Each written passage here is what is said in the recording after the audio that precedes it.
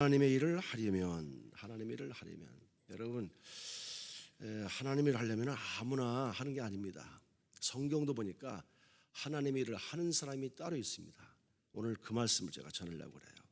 우리 중앙교회가 모교회입니다. 그렇다면 어느 교회보다도, 또 여러분들은 어느 성도보다도 하나님의 일을 하는데 앞장서야 됩니다. 그야말로 1등 신자, 알곡 신자, 금쪽 같은 성도가 되셔야 됩니다. 그러려면 오늘 말씀을 잘 들어야 돼요. 흔히 우리가 사람들의 그 능력과 실력을 평가할 때는 이 지수를 사용하죠. 가장 오래된 지수, 고전적인 지수, 일반적인 지수가 IQ입니다. 그런데 IQ 가지고는 안 돼요.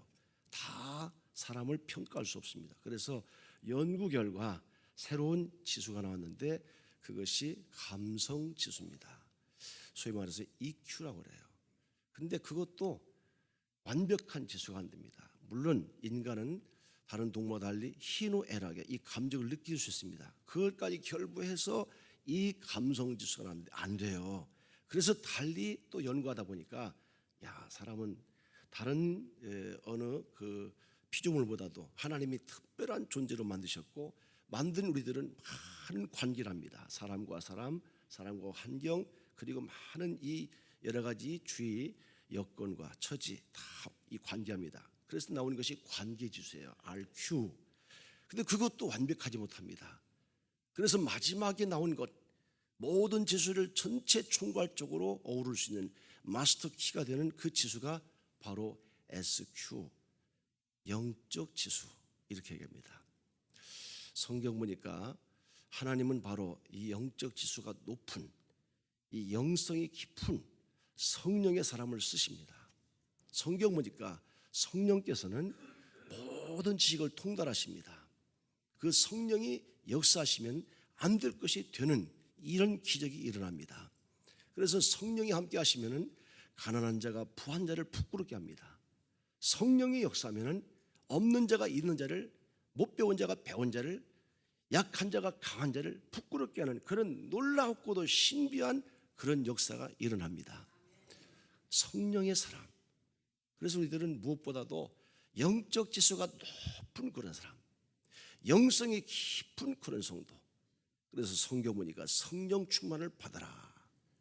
우리가 그렇게 강조하고 그렇게 권면하고, 사실 어찌 보면 신약 성서는요, 사도행전까지 모든 이 서신까지 이 성령에 대한 이야기가 후렴처럼 얼마나 많이 언급되는지 우리가 이를 간구해서는 안 됩니다. 주의 깊게 보고 이 성령의 강력한 임재를 체험하도록 그럴 때 하나님이 쓰십니다. 그러면 만사형통 아닙니까? 하나님이 우리를 쓰시면 나머지는 다 되는 겁니다. 오늘 밤 가지고 난 문제도 성령께서 함께 하시고 하나님이 쓰시면 되는 거예요. 운명이 바뀝니다. 우리를 통해서 역사가 뒤집어집니다. 대표적으로 이 성령의 사람으로서 쓰임받은 사람이 다윗입니다. 다윗은요, 우리가 잘 알듯이 저 베들레헴, 요즘 말하면 시골입니다. 시골뜨기. 그리고 양치는 소년, 요즘 말하면 완전히 흙수저. 그런데 그가 하나님의 마음에 합한 자가 됐습니다. 그리고 그를 들어 쓰시는데 엄청난 역사가 일어나지 않습니까?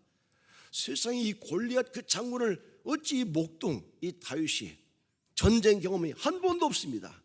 그를 한순간 무너뜨리지 않습니까? 그리고 그를 통해서 나라가 새로워지고 국력이 크게 신장되어지고, 지금까지도 이스라엘 사람들은 최고의 인물, 가장 흠모하는 인물, 오죽하면은 이스라엘 국기에 다윗의 별을 그려놓고 그때 그 광대한 나라, 그 찬란한 그 역사를 다시 회복하자, 이런 마음 가지고 이 다윗을 그렇게 흠모하고 있겠습니까? 성령의 사람은 이렇게 쓰임받으면 그야말로 저 밑바닥에 있던 사람이 높은 주를 얻습니다. 흙수저가 금수저를 능가하는 그런 기적이 일어날 수 있다. 여러분, 성령의 사람 되시기를 축원합니다. 그런데 오늘 말씀에는 이 베드로 얘기가 나오죠. 베드로는 누굽니까? 우리가 잘 알듯이 예수님의 1등 제자입니다. 수제자예요.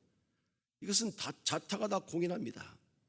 그런데 그 베드로에게 오늘 말씀에 주님께서 하신 말씀이 있습니다. 사탄아 물러가라. 너는 나를 넘어지게 한 자로다. 하나님의 일을 생각지 아니하고 도리어 사람의 일을 생각하는도다.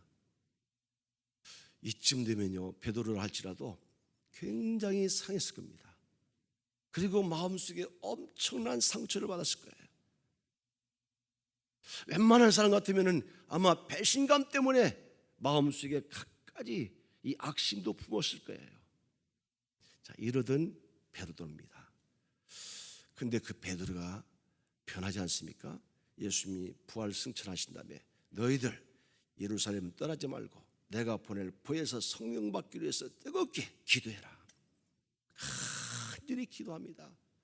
하루, 이틀, 사흘, 마지막 열흘째 뜨겁게 기도하는데 아까 기도하신 자는 말씀처럼 바람 같은 성이, 불 같은 성이 그곳에 강력하게 임한 줄로 믿습니다. 그 이후로 베드로가 달라졌습니다. 그래서 마침내 그도 이제 주님이신 십자가를 지고 순교를 당하는 이 기독교 역사에 찬란히 빛나는 위대한 하나님의 종이 되지 않습니까? 하나님의 일을 하려면 성령 받아야 됩니다. 여러분, 그러면 이 성령 역사, 우리가 늘 말하는 이 성령 충만 어떻게 얘기할까? 많은 설명들 합니다. 참 어려운 얘기이자 그러나 이것은 정말 중요한 얘기입니다. 그런데 우리가 정말 마음에 와 닿는 이런 어떤 설명이라 할까, 그리고 우리에게 감동 주는 말이 참 어렵습니다. 여러분, 이 영적 지수가 높다, 영성이 깊다, 저는 이 말씀을 다른 말로 이렇게 한번 봐요. 사실 우리가 지금은 주님께서도 이 성경에 말씀하기 자다가 깰 때가 되었다, 영적인 각성을 해야 된다, 그 말씀이거든요. 자, 이렇게 영적인 각성을 한다, 우리 심령이 살아나고 우리 영성이 살아나는 이런 일을 하지 않으면 이 시대를 분별할 수도 없고 사명을 감당할 수 없다, 하나님의 사람이 될 수 없다, 그 얘기거든요. 그러면 어떻게 해야 될까? 여러분, 영성이 깊은 사람이 되기 위해서는 세 가지 중요한 의식이 살아나야 됩니다. 그럴 때 성령의 임재를 체험하고요, 그 성령의 민감한 역사를 함께 느끼면서 반응을 하기 시작합니다. 그 세 가지 의식이 오늘 밤 우리가 함께 기억할 귀한 이 영적 각성을 위한 필요한 요소다. 첫 번째가 역사의식입니다. 한번 따라하겠습니다. 역사의식. 우리 사람의 일이라는 것은요, 우연이란 전혀 없습니다. 어제가 있으면 오늘 있고 오늘 있으면 내일 있습니다. 그렇듯이 원인이 있어야 결과가 있습니다. 모든 만세가 과정이 있습니다. 그리고 결과가 있는 겁니다. 이게 역사예요, 역사. 저는요, 이 역사를 우리 신자들한테 좀 피부로 느낄 수 있도록 우리 교회를 건축할 때 역사실을 이렇게 설계에 넣었습니다. 그 역사실 조그만합니다. 지하 1층 들어가는 그 초입에 역사실을 꾸몄습니다. 아주 예쁘게 아름다운 이런 장식을 해가지고 잘 인테리어를 꾸몄습니다. 우리 교회 안수입 사님분이 그런 분야에 이제 종사하시는데 내가 하겠습니다 하고서 그분이 다 아이디어도 내고 저한테 이제 결제를 맡고 시작을 했습니다. 우리 교회 그 당시 50주년을 견축했거든요. 50개의 줄로 착 해가지고 이게 이제 하루하루 밤과 낮이 지나가는 것입니다. 설명도 잘하더라고요. 또 위에는 이제 하얀 천정, 밑에는 까만 바닥, 이것은 밤과 낮이 왔다 갔다 하는 그 교차입니다. 그러면서 설명을 해요. 역사시라 하니까. 그래서 그분이 아이디어를 해가지고 잘 꾸몄어요. 그런데 거기 뭐가 있느냐? 별것 없습니다. 우리에게 초창기 사진이 걸려 있고요, 그 과정 속에 50년대, 60년대, 70년대, 80년대, 90년대, 그리고 이제 그 2000년 이렇게 해서 그 시대마다 간단한 그런 사진 몇 장씩 걸어놨어요. 중요한 사건만, 역사를 알아는 거죠. 오늘이 있기까지 이런 과정이 지나갔습니다. 처음에는 몇 사람이 모여가지고 아주 힘들게 또 우리 교회 건축하기 바로 전에는 이 고척동 그 칼산이라는 아주 가난한 판자촌, 그 시대도 다 지나갑니다. 그리고 오늘의 이 대신교회 역사거든요. 그것을 보기만 해도 은혜가 돼. 그 사진 한 장 한 장 속에 담긴 그 성도들의 모습만 봐도 은혜가 돼. 야, 저런 분들이 저렇게 기도하고 저렇게 땀 흘리고 저렇게 수고해서 오늘의 이 교회가 있구나. 또 가운데 진열장에는 간단한 몇 개의 이제 그러한 그 전시물이 있습니다. 또 곁에는 그 당시 성전 이 건축할 때 있었던 이제 일천번제 새벽기도할 때 방석, 우리가 몸부림쳤거든요. 가난한 동네에서 그 엄청난 역사를, 이게 쉬운 일이 아니더라고요. 제가 알았으면 안 할 텐데 못 모르고 했거든요. 이야, 눈물 없이 땀이 없이 이게 질 수 없는 거예요. 그때 성도들이 한 것은 기도밖에 없었거든요. 그 기도한 그 방석, 또 우리가 일천번제 새벽제단 드리면서 늘 불렀던 공동 기도문, 그리고 또 릴레이 금식 기도하면서 이 바톤 터치로 사용했던 그 성경책, 이런 등 몇 가지 이렇게 진열장이 있습니다. 신자들이 그 안에 들어가면 그때가 생각나는 거예요. 오늘의 이 대신교회는 이와 같은 과정이 있었다. 역사를 알아내는 겁니다. 그리고 또 한 가지는요, 지하 2층 들어오다면 로비에 타임캡슐을 묻었습니다. 제가 거기다가 큰 원형통에다가 그 건축 당시에 있었던 여러 가지 중요한 그런 도구들, 그리고 설계도면, 그리고 우리 신자들이 그 당시에 협력했던 그 모든 헌금 내역들을 제가 다 썼어요. 그리고 그 밑에는 제가 몇몇 중요한 사람에 대해서 기록을 해놓았습니다. 물론 거기에는 좋은 일을 많이 썼습니다. 그런데 한두 가지 정도는 제가 정말로 이것은 우리 대신교회 역사에 기억을 해야 된다. 이런 일이 앞으로는 절대로 있어서는 안 된다. 모든 사람들이 공히 느꼈던 그와 같은 이제 약간의 문제점들을 적어놨어요. 그리고 딱 봉했습니다. 그 위에다 뭐로 쓰느냐? 2000년 3월 4일 봉인, 2050년 3월 18일 개봉, 이렇게 써놨어요. 50년 후. 자, 여러분, 그때 50년 후에 열리면 많은 분들이 알 거예요. 야, 우리 아버지, 우리 어머니, 우리 할아버지, 우리 할머니 이렇게 헌신하고 이렇게 수고하고 이런 축복의 씨를 심으니까 이렇게 아름다운 열매가 맺었구나 스스로 알 거 아닙니까?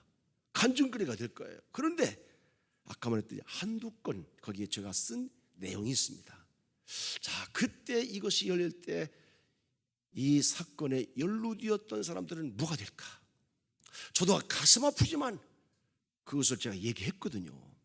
자, 그때 그 일이 우리 후배들에게는, 우리 자녀손들에게는 어떤 감정으로 이 사건을 바라볼까?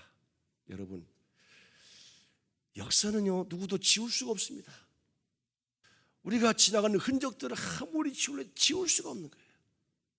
역사의식은 뭐냐? 책임을 느끼면서 오늘 여기에서 우리가 할 일에 대해서 최선을 다하는 겁니다. 자기의 말에 대해서 책임을 지는 것입니다. 이게 역사의식이에요. 일본이 이 위안부를 부인하지 않습니까? 독도가 자기들 땅이라 하지 않습니까? 엉터리 아닙니까? 세계인들이요, 의식 있는 사람들은 일본을 비판합니다. 이렇게 해가지고는 결코 세계 열강대회를 낄 수 없습니다. 저는 분명히 그렇게 믿어요. 일본은 스스로 도태된다. 그런데 거기에 비해서 독일은요, 똑같은 2차 대전의 전범이지만 역사를 굉장히 준엄하게 생각합니다.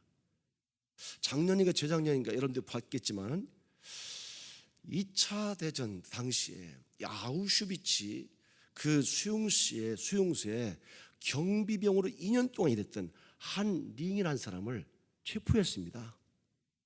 법정에 세웠어요. 그때 나이가 93세입니다. 그런데 그에게 중형을 때렸습니다. 앞으로 8년 실형 선고가 딱 내렸습니다. 세계가 놀랐습니다. 이야, 독일은 역사에 대해서 책임질 줄 아는 나라다. 지금도요, 제가 아우슈비츠 작년에 갔었는데 독일 사람들이 많이 와요. 학생들이 수학여행을 그곳으로 옵니다.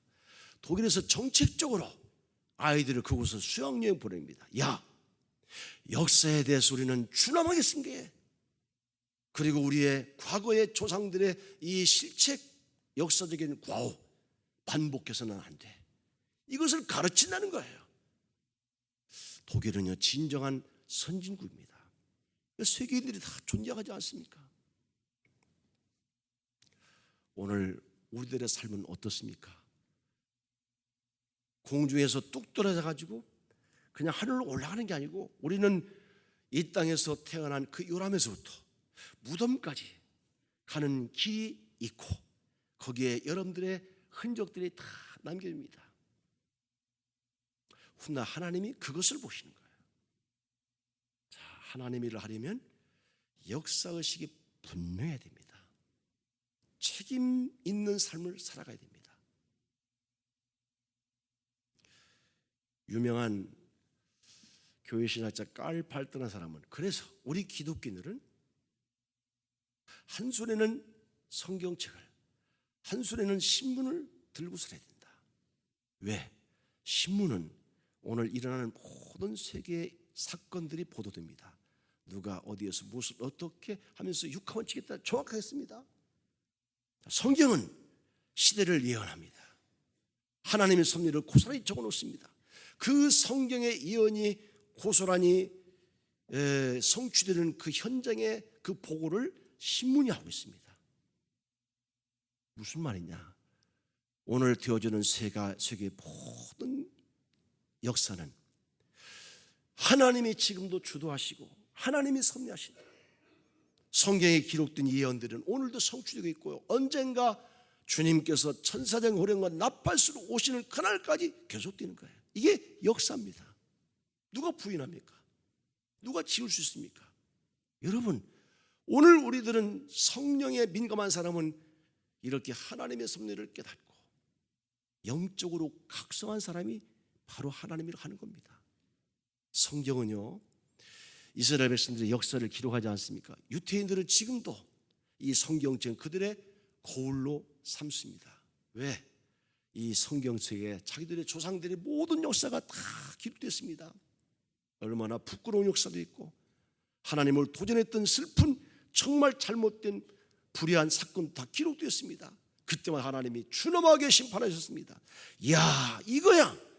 우리는 우리 조상들의 이러한 과오를 반복하지 말자. 성경책을 거울 삼아 살아갑니다. 그러니까 그 백성들이 세계를 지금 주도하는 거예요. 하나님이 그들을 쓰시면서 역사를 지금도 이렇게 만들어 가는 것입니다. 사랑하는 성도 여러분, 역사의식이 투철해야 됩니다. 오늘 우리의 삶을 직시해야 됩니다. 누구도 지울 수 없는 내 삶의 흔적, 언젠가 심판주 되신 하나님 앞에 설 때 우리가 절대로 변명할 수 없습니다. 역사의식에 투철한 사람이 바로 성령의 사람이고, 그 사람을 하나님이 들어 쓰십니다. 두 번째로는요, 신전의식이 있습니다. 따라서 합니다. 신전의식. 조금 더 크게, 신전의식. 여러분, 과학의 발달, 여러분 어떻게 생각합니까? 저는 참 좋다고 생각하는데, 그런데 좋은 것만 있느냐? 그렇지 않습니다. 두렵습니다. 두려워요. 요즘 범죄 검거율이 우리나라가 세계 최고라고 그럽니다. 그 중심에는 CCTV가 있어요. CCTV. 우리나라 보면은 곳곳처치에 다 걸려 있습니다. 그래서 여기서 사건이 딱 벌어지잖아요. 그 주변에 있는 CCTV 다 회수해가지고 점검을 합니다. 다 틀어보면은 나와요. 아, 이 사람이 이렇게 갔구나. 지금 어디쯤 가 있겠구나. 정확하게 검거할 수 있습니다. 못 속입니다. 자, 오늘 서울잘 여러분 돌아다니시는데 오늘 갔다 오셨죠? 그러면 서울 사람들은 하루에 몇 번 정도나 찍힐까? 그 평균 수치가 하는데 83번.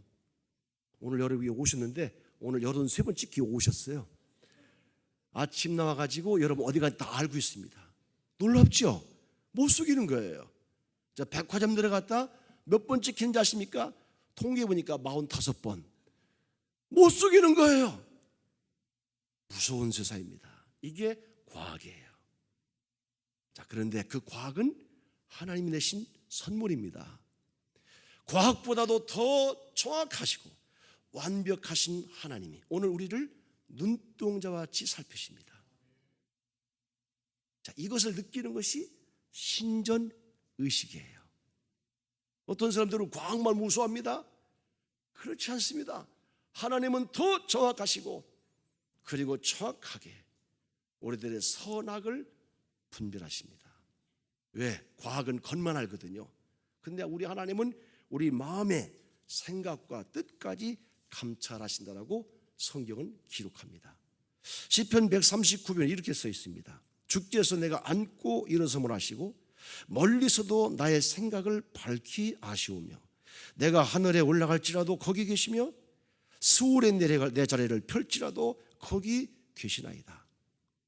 여러분, 우리는 주님 앞에서 숨을 곳이 전혀 없습니다. 어디서 피해요? 어떻게 감춥니까? 무엇이라고 변명할 수 있습니까? 할 수 없습니다. 자, 이런 하나님을 늘 의식하면서 살아가는 것, 이것이 신전의식이에요. 믿음 좋은 사람은 이렇게 사는 겁니다. 창세기 38장을 보면 요셉 이야기가 나오잖아요. 요셉이 어떤 사람입니까? 정말 억울한 일을 당하지 않았습니까? 그 당시 최초의 인질범이 됐습니다. 잡혀가지고 저 애굽 보디발 총리 집에 잡혀갔어요. 노예로 팔렸습니다. 그런데 요셉은 그리야 할지라도 늘 나와 함께 하신 하나님, 그 하나님을 의식하면서 절대로 곁길로 가지 않습니다. 성경도 보니까 하나님께서 요셉과 함께 하심에 그가 형통하였더라 그랬거든요. 그런데 어느 날 요셉에게 보디발 장군의 아내가 와가지고 꼬십니다. 보시오, 우리 집에 아무도 없습니다. 다 유출했습니다. 당신과 난데 내가 보니까 당신은 용모가 준수하고 멋쟁이야. 나와 함께 한 번만 그럼 당신의 운명이 바뀔 거야. 그렇잖아요. 보디발 장군의 아내의 마음에 딱 들면 일약 그는 스타가 될 수 있습니다. 큰 직책을 맡든지 출세할 수 있습니다. 더더구나 이제 외지 객지 생활하는 이 요셉이 얼마나 외롭습니까? 그런데 이렇게 좋은 제안을 합니다. 그런데 요셉이 뭐라 했습니까? 아무도 없다는 그 말에 이렇게 대답합니다. 내가 어찌 하나님 앞에 득지할 수 있으리요? 이게 신전의식입니다. 자, 사람이 아무도 없습니다. 둘밖에 없습니다. 얼마든지 일을 저지를 수 있습니다. 그런데 요셉은 아닙니다. 내가 하나님 앞에서 어찌 득지할 수 있으리요? 믿는다 하면서도요, 우리들이 겉만 잘 챙길 때가 많습니다. 아직도 속은 시커매가지고 변하지 않는 속사람이 아직도 옛 구습을 따라가는 사람이 얼마나 많습니까? 요셉은 하나님 앞에서 어찌 득지할 수 있으리요? 속일 수 없습니다. 범죄할 수 없습니다. 단호하게 거절했습니다. 그 결과 그에게는 엄청난 불이익, 쇠고랑 차고 철창 신세가 지지 않습니까? 그래도 괜찮아. 이러한 요셉을 하나님이 쓰시지 않습니까? 마지막 인생 밑창까지 내려갈지라도 사람들은 그를 잊어버리고 이제는 그 끝장입니다. 그런데 하나님은 살아계십니다. 때가 되니까 그를 그 인생의 밑바닥에서 끄집어내 가지고 일약 국무총리 자리에 그를 세우지 않습니까? 하나님의 은혜는 이렇습니다. 사람을 두려워하지 말고 하나님을 두려워해야 될 이유가 여기에 있습니다. 조그마한 출세를 위해서 큰 축복을 스스로 놓칠 때가 얼마나 많습니까? 신전의식은 그렇지 않은 거예요. 오늘의 나에게 당한 여러 불이익도 감수하고 손해도 감수하고 억울한 일을 당할지라도 그것을 하나님의 뜻인 줄 알고 수용하면서 감사하고, 그런데 때가 되면 하나님이 높여주십니다. 풍성하게 채우십니다. 그리고 위대한 하나님의 일꾼으로 세워주십니다. 신전의식은 그런 놀라운 축복의 열쇠예요. 요즘 기독교의 신뢰도가 18%라고 그래요.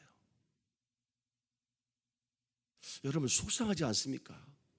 난 너무 억울해. 아니 기독교인들이 이렇게 세상 사람에게 불신을 당해요. 100명 가운데 18명만 믿어주고 나머지는 못 믿는다고 합니다. 간단하게 더 말하면 10명 가운데 2명 정도만 믿어줄까 말까, 나머지는 못 믿는다는 겁니다. 오늘 여기 계신 여러분들을 어디 가서 내가 기독교인이 해가지고 얘기해 보세요. 사람들이 웃습니다. 세상에 어쩌다가 이렇게 됐습니까? 왜 이런 현상들이 벌어질까? 간단합니다.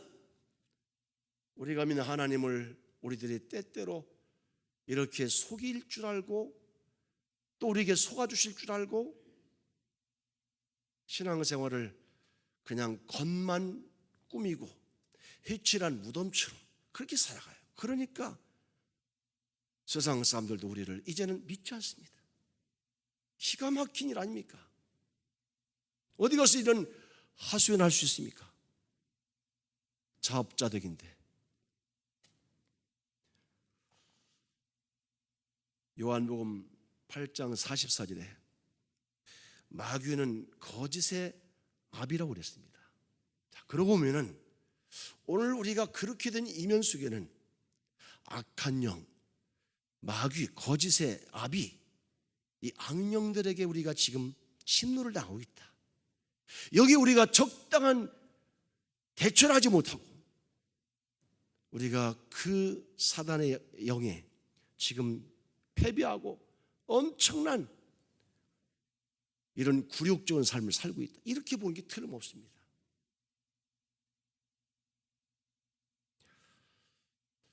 하나님 마음에 합한 이 다윗이 한 번의 실수를 저지르지 않습니까?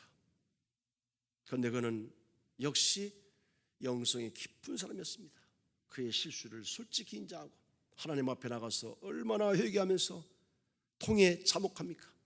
시편 52편 이하를 쭉 보면은 그가 이렇게 기도합니다. 하나님이여, 나에게 정한 마음을 창조하시고 정직한 영을 새롭게 하여 주옵소서. 다윗은 그 뒤로 하나님이 더 크게 쓰여서 마침내 성왕이 되지 않습니까? 우리들도 실수할 수 있습니다. 그런데 하나님의 그 말씀을 들을 때 깨달아야 됩니다. 성령의 감동을 받을 때 즉시 엎드려서 통에 자복해야 됩니다. 그럴 때 성령께서 우리를 위로하시고 우리를 새롭게 하시고 다시 하나님의 창조에 붙들어서 그 일꾼으로 쓰십니다. 신전의식을 느끼는 사람들은 그렇게 살아가는 거예요. 그런 사람들 하나님이 들어 쓰시고 위대한 역사의 주인공으로 세워주십니다. 아브라함 링컨이 이런 말을 했지 않습니까? 우리가 잠시는 속일 수 있어도 영원히는 속일 수 없다. 한 사람은 속일 수 있어도 많은 다수의 사람을 속일 수 없다. 사람은 속일 수 있어도 하나님은 속일 수 없다. 여러분 이런 의식을 가지고 있습니까? 잠언 16장 3절에 사람의 행위가 자기 보기에는 모두 깨끗하여도 여호와는 심령을 감찰하시느니라.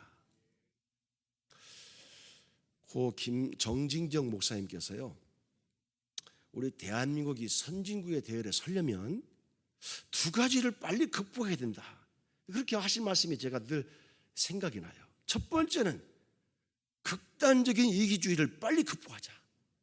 우리 사회가 너무 극단적인 이기주의, 그냥 우리 동네만 이렇게 하면서 자기에게 해로운 것은 절대로 반대하고요, 자기의 덕되고 유익한 것만 주장합니다. 그럼 어떻게 하자는 거겠습니까?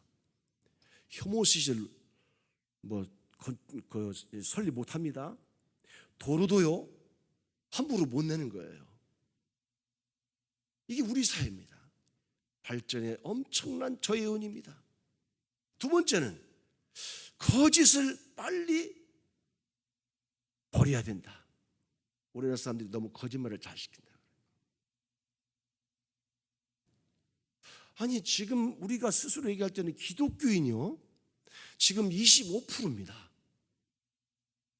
소금도, 이 바닷물도 이 염도가 이 3%밖에 안 돼요. 그래서 썩지 않습니다. 그것도 우리 스스로가 늘 얘기하기를, 우리 기독교인들은, 우리 성도는 세상의 소금입니다. 25% 소금이야. 그럼 대한민국 썩지 말아야죠. 거짓과 술수와 음모들이 사라져야죠. 그런데 아직도 이 사회는 이 거짓의 그 거대한 홍수가 범람하고 있습니다. 서로 속고 속으면서 물고 먹는 이런 참으로 비정한 시대가 됐습니다. 과연 우리들이 이 시대, 이 썩어져가는 세상을 새롭게 할 거룩한 성도, 영적인 소금으로서 그런 삶을 살아가고 있습니까? 우리 스스로 반문해 봐야 됩니다. 자, 나는 과연 정직한 삶을 살고 있느냐? 나는 오늘도 이곳에 하나님이 임재하시고 내 생각과 뜻까지 감찰하시는 그 하나님께서 원하시는 그 거룩성을 내가 지금 지니고 있느냐?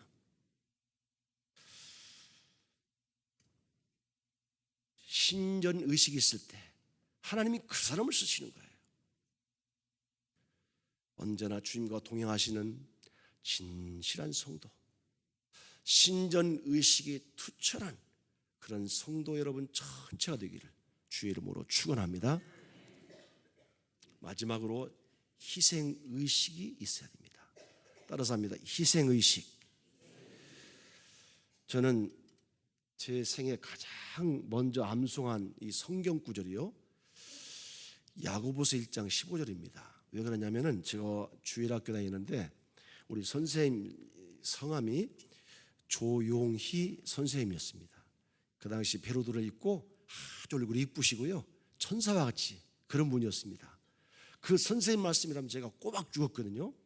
그런데 우리 선생님이 어느 날 이 성경 구절을 이렇게 주면서 꼭 암송하라고 그래요. 그래서 제가 얼마나 좋은지, 선생님이 나를 너무너무 사랑하는 것보다, 사실은 하나하나 다 그렇게 했는데 나 그렇게 느끼고 제 책상 머리 앞에 써붙였습니다. 간단하지만 잊지 않으려고. 야고보서 1장 15절 아시죠 다? 욕심이 잉태한 즉 죄를 낳고 죄가 장사한 즉 사망을 낳느니라. 이 말씀을 써놨습니다. 아니, 그 말씀이 어린아이, 초등학교 그 당시 한 3학년쯤 됐을 거예요. 무엇을 알겠습니까? 굉장히 철학적이잖아요. 욕심이 잉태한 즉 죄를 낳고 죄가 장사한 즉 사망을 낳느니라. 무슨 말인지 몰라도 굉장히 중요한 말씀이니까 이 말씀 외우라겠겠지. 외웠어요. 지금까지 잊어버리지 않습니다. 그런데 제가 나이가 들면서, 철이 들면서, 목사가 되면서, 세월이 지나면서 이 말씀이 어쩌면 그렇게 귀한 말씀이고, 오늘 이 시대를 살아가는 우리 성도에게, 특별히 하나님의 말씀을 선포하는 목사에게 가장 중요한 삶의 철학이 되는지 너무너무 소중합니다. 욕심이 잉태한 즉 죄를 낳고 죄가 장사한 즉 사망을 낳느니라.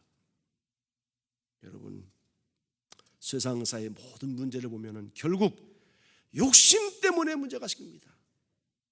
그 욕심은 화를 자초합니다. 사회를 무너뜨립니다. 개인, 가정, 국가까지 다 무너지는 거예요.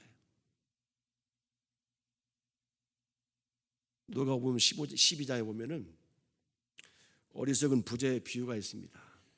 이 부자에게 주님이 하신 말씀입니다. 모든 탐심을 물리치라. 사람의 생명이 그 소유에 넉넉함에 있지 아니하니라. 자, 주님의 일을 하려면요, 이런 탐욕들을 극복해야 됩니다. 하나님이 기뻐하시는 삶은 섬김과 희생의 삶이에요. 본문 24절을 보면 예수께서 제자들에게 이르시되 누구든지 나를 따라오려거든 자기를 부인하고 자기 십자가를 지고 나를 따를 것이니라, 이렇게 말씀하셨습니다. 하나님의 일을 하려면 자기를 부인하는 결단이 있어야 됩니다.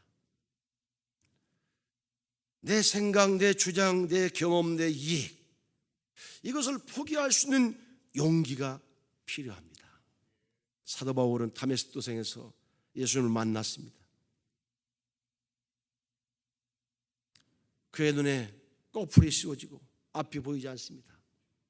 주님의 지시를 따라 이제 다메섹에 올라가서 아나니아 선지자를 만납니다. 그리고 그에게 안수기를 받습니다. 그때 눈에서 비늘이 떨어졌다. 여러분, 이때 그의 눈에서 떨어진 비늘이 뭘까요? 탐욕의 비늘, 교만의 비늘, 그리고 자기의 그 여러 가지 가지고 있던 이 배경, 이 세상적인 비늘이 다 떨어진 거예요. 새로운 눈이 열렸습니다. 새로운 존재가 되었습니다. 하나님의 사람으로 거듭난 거예요. 그 뒤로 이 바울은요, 그의 용어가 달라지고 그의 인격이 바뀌어지고 그의 삶이 달라졌습니다. 그는 날마다 고백합니다. 나는 날마다 죽노라. 정과 욕을 십자가에 못 박았노라고 말씀을 하고 있습니다. 우리도 죽어야 됩니다. 내가 죽어야 교회가 사는 거예요. 내가 죽어야 기관이 사는 겁니다. 내가 죽어야 우리 구역이 부흥되는 거예요.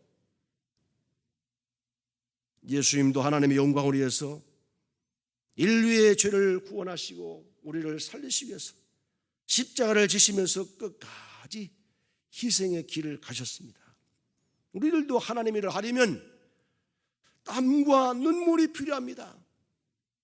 내 몫에 대인 십자가를 짊어져야 됩니다. 저 전남 신안에 가면은 문중경 전사님이 계십니다. 우리 이만식 목사님의 그 친척 가운데 한 분이라고 그러죠.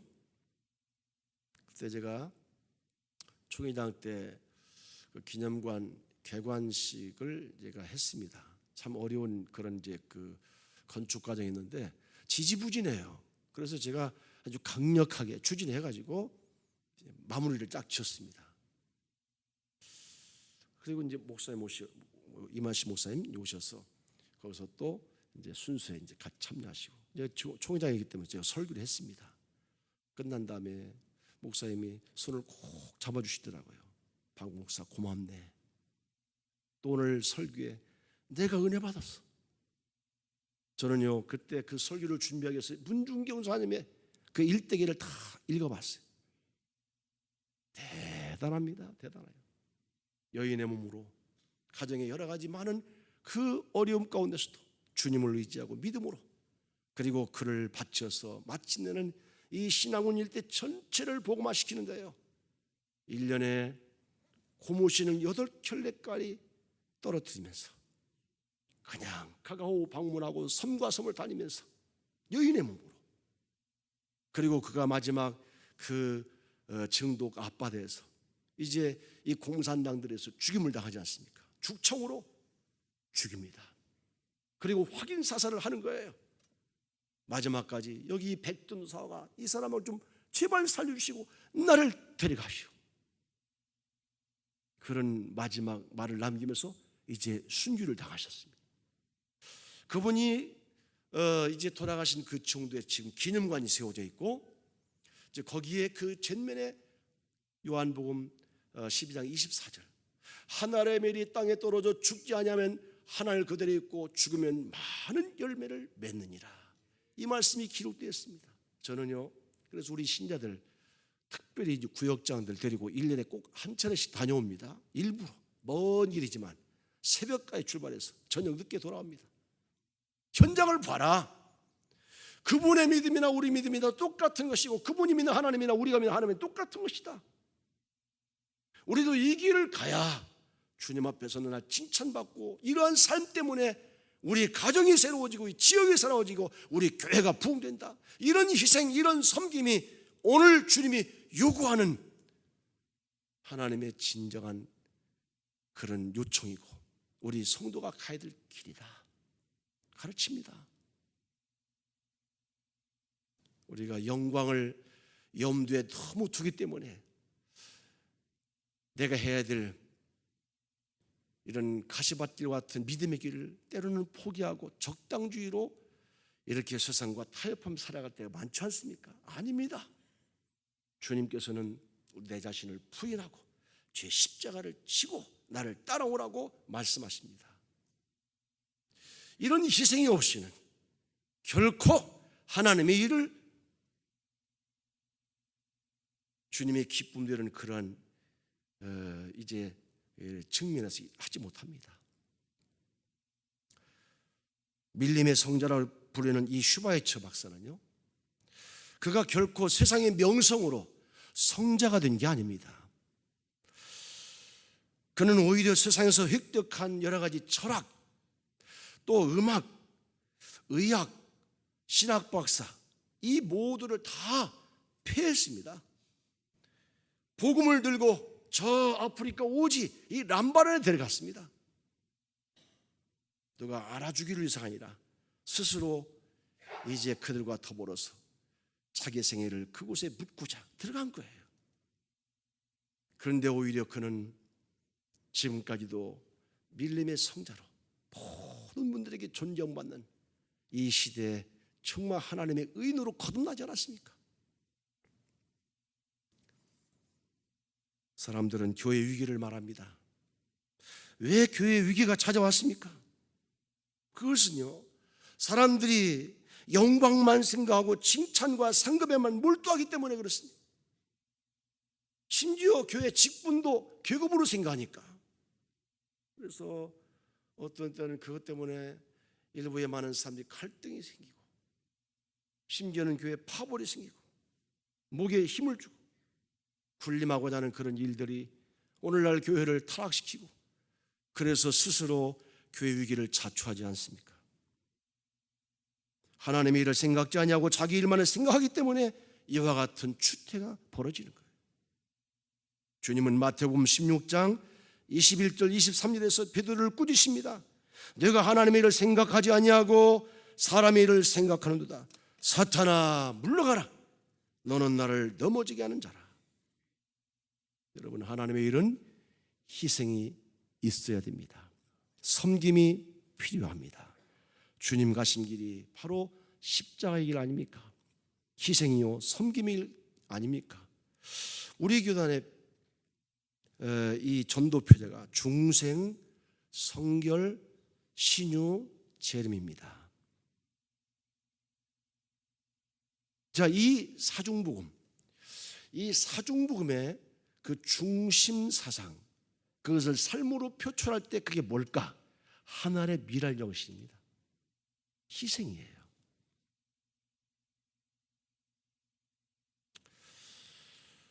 오늘 우리가 걸어갈 길이 바로 이와 같이 주님 가신 길, 내 몫에 대한 십자가를 잘 짊어지는 이 섬김과 희생의 길, 자, 이런 길을 걸어가는 사람에게 바로 성령께서 역사하시고, 그리고 하나님이 그를 들어서 동력자로 삼으시고, 그리고 그의 마침내는 영광스러운 상급과 면류관을 상급으로 주시는 것입니다. 그래서 이 옛말에 no cross, no crown, 십자가 없이는 면류관 없다. 여러분, 이 길이 우리가 가야 될 길입니다. 우리 중앙교회는 111년 역사를 오늘까지 그렇게 살아온 줄로 믿습니다. 그래서 우리 교단의 모교회가 됐고, 오늘도 많은 교회들이, 그리고 많은 성도들이 여러분들을, 또 우리 중앙교회를 지금 바라보면서 도전을 받는 거예요. 정말 의미 있는 해 아닙니까? 111이야. 교단과 교계에서 1등 되는 교회, 교단과 교계에서 1등 되는 우리 한 목사님, 교단과 교계에서 1등 가는 우리 성도들, 할렐루야. 저는 그렇게 되기를 소원합니다. 그렇게 될 수 있습니다. 오늘 말씀처럼 세 가지 의식만 가지면, 첫째는 무릇 있는 의식이요, 역사의식만 있으면, 두 번째는요 신전의식만 있으면, 세 번째는요 희생의식만 있으면 바로 성령께서 감동하는 그런 삶을 살아가는 사람임에 틀림없습니다. 하나님의 일을 하려면 이렇게 영적으로 각성을 해야 됩니다. 그리고 주님 가신 그 길을 우리도 같이 걸어가면 주님 우리를 동력자로 쓰시고요, 우리의 훗날 잘했다 칭찬하시고 아름다운 상급 면류관을 주실 줄로 믿습니다.